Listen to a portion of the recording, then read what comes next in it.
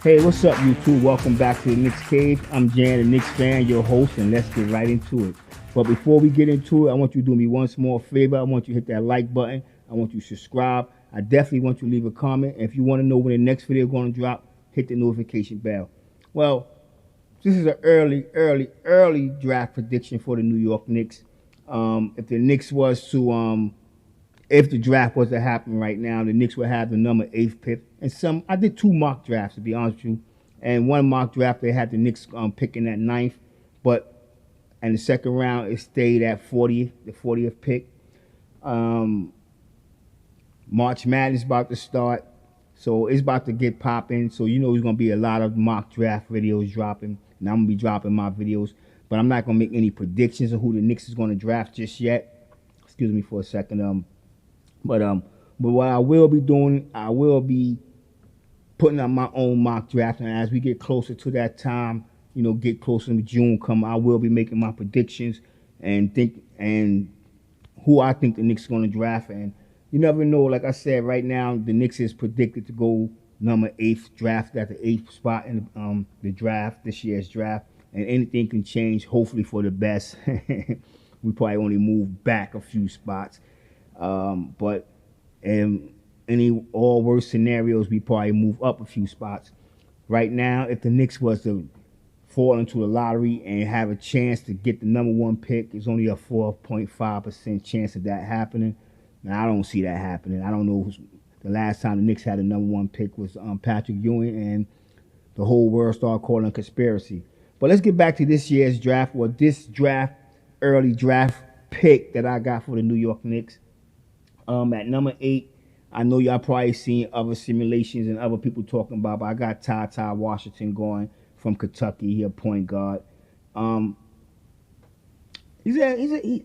like Ty. I'm gonna be honest with you. I like Ty, and it seems like the Knicks just keep drafting Kentucky players. I think he'll be a better point guard than Emmanuel Quickly. He has shown that. I'll get into his stats a little bit. But yeah, do you think the Knicks would go out and draft a point guard right now? A lot can be said about that, because some people think we have our future point guard in Miles McBride. I'm one of them. But I've been watching Ty, especially with tonight's game, the senior game. He didn't have a superstar game, but he made some really good plays. And what can I say about the dude? I'm gonna get into that, right after I break down his stats, then I'm gonna hit you with his strengths and his weaknesses as well. So let's get right into his stats, and then we can get into that second player who I have the Knicks selecting at number 40. Games played this year, 26. He's averaging 29 minutes a game. He's shooting 46.8 from the field goal, 34.5 from downtown. His free throw percentage is 72.7. He's grabbing 3.5 rebounds a game and dishing out 4 assists per game. He got to work on his block, which is one of his weaknesses. He's only averaging 0.2 blocks a game and 1.2 steals. In the turnover department, he's not really he don't turn the ball over that much. He averaged 1.7 turnovers a game, and he averaging 12 points, 3 points a game, and that's better than any point guard we got right now, to be honest with you. Coming out of college, I think, and this is his college stats. You get into the NBA, your stats, if you're a decent player, it should improve. Let's get his strength and his weakness. ESPN have him ranked 12th overall coming out of the draft. So I don't know. Like I said, if the Knicks, I would say I don't know if the Knicks will be able to draft him, but if we go the way the predictions of the Knicks were falling right now, if the draft was to start right now, the Knicks would have the number 8th pick. So yeah, he would be in reach. Like I said, ESPN have him ranked 12 overall. One of his strengths, he have a high basketball IQ. In my opinion, another strength, he's a winner. But what I like most about this kid, he's very competitive.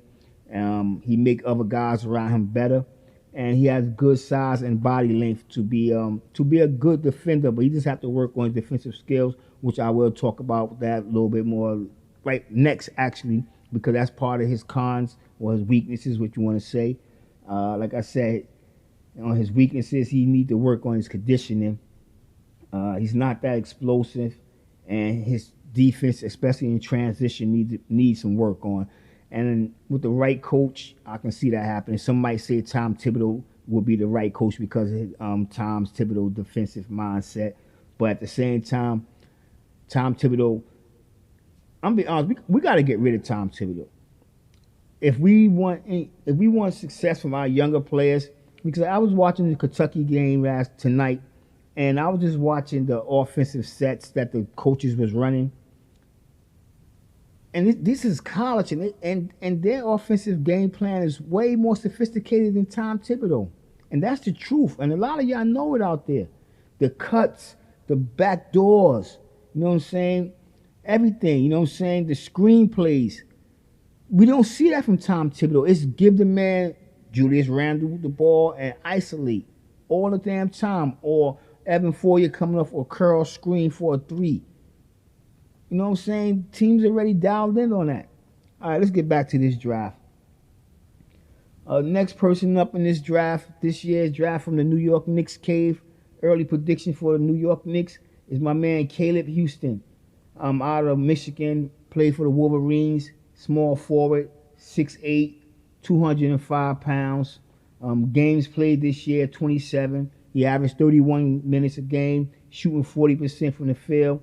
36.6 from downtown. He hitting the free throw at a 78.4 percentage.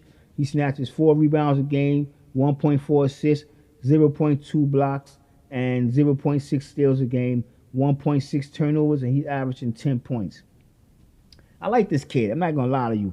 I know we kind of stacked. Well, we're not really stacked because we're going to get rid of Alec Burke. So he could come in because I'm ready to go young, to be honest with you. And I want to see Quentin Grimes and R.J. Barrett starting.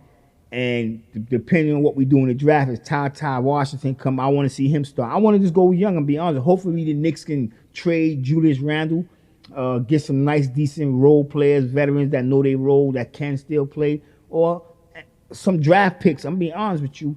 I want the Knicks to go young. So like I said, I like this kid, Caleb Houstan. He can come off the bench for that first year, but this dude have a potential to be a lights-out shooter. I mean, he can really shoot the ball. That's part of his strength, as I'm about to explain. His strengths are shooting and rebounding, and he have a he have an NBA-ready body right now. He can really get out there and run the floor. Matter of fact, you know what I'm saying, he's deadly from downtown, which will allow him to take over games at some time. I'm being honest, this guy will be able to take over games. He probably won't be the star coming right out the bench, but maybe 4 or 5 years down the line, this dude's going to be something special. You know what I'm saying? That's just how I feel. I'm not saying the Knicks are going to draft him, but he has the potential to do it because he's a hard matchup for just about any defense that you run at him because of his size and his length. I mean, just like I'm getting to his weaknesses, just like my man Ty Washington, he do have to work on his defense. And not only his defense, it's his playmaking skills and his ball handling. He can shoot the ball very well. And I'm not saying the man can't dribble. He can dribble, but it's hard to explain when he's dribbling. But with the right coach, I'm being honest, with the right coach, that's not going to be a problem. I'm being honest, that's not going to be a problem. Like I said, while playmaking and defense may be his weaknesses right now, but in my opinion, in time, he will overcome that. He had the body type to be an elite defender. He had the heart, if you ask me, and the drive to be that. But we haven't been seeing that so far in college. And sometimes players change once they get in the NBA, when they start getting paid and they want that check. And they realize the accolades that come with being a special player in NBA. Not only the fans, but the endorsements and all that. So I think this kid, once he get, whoever he played for, and be honest with you, once he get in the league, everything that I said was his weakness, it won't be a problem. And with that being said, I'm gonna get up out of here and y'all tell me what y'all think, you know what I'm saying, about, you know, these two kids and what the Knicks should do in the draft, you know what I'm saying? But with that being said, I want everybody out there to stay safe, stay healthy, God bless, and peace.